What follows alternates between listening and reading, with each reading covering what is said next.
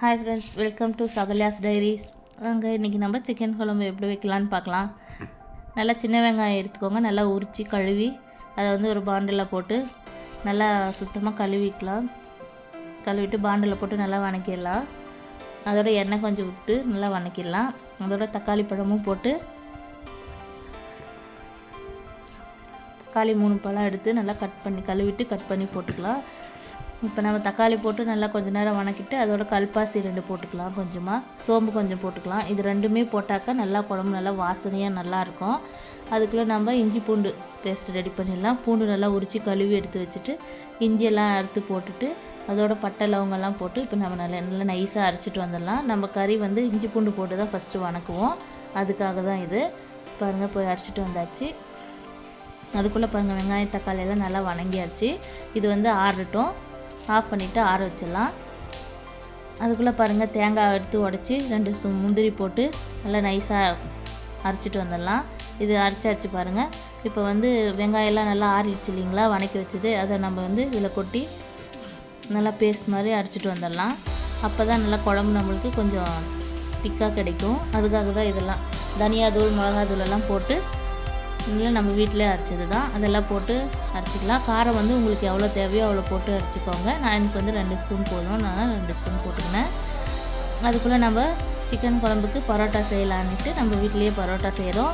மாவில் நல்லா பிசைஞ்சு ஊற வச்சுட்டு பாருங்கள் நல்லா விசிறிக்கலாம். பரோட்டாவை நல்லா பீடா பிடிச்சி வச்சுட்டு இப்போ வந்து விசிறி ரவுண்டு பண்ணி வச்சிட்டோம்னா கொஞ்ச நேரம் ஊறிச்சுன்னா நம்ம பரோட்டா போட்டுக்கலாம். அதுக்காக தான் இருக்காங்க. நல்லா விசிறி இந்த மாதிரி நல்லா விசிறினா தான் நல்லா லேயராக நல்லா வரும்.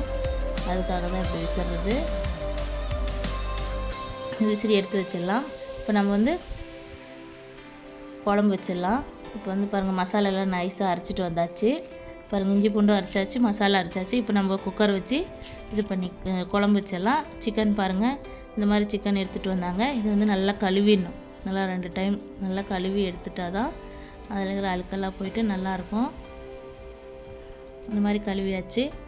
இப்போ வந்து குக்கர் வச்சாச்சு. குக்கர் நல்லா காஞ்சிடுச்சு பாருங்கள். இப்போ நம்ம வந்து எண்ணெய் ஊற்றிக்கலாம்.